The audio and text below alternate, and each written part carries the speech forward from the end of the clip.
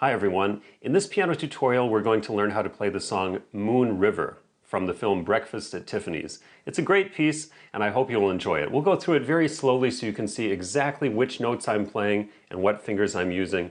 And if you're looking for a comprehensive piano academy that'll take you all the way from your very first notes through advanced techniques and pieces with lots of exercises, feel free to check out petersonpianoacademy.com. Let's go ahead and get started.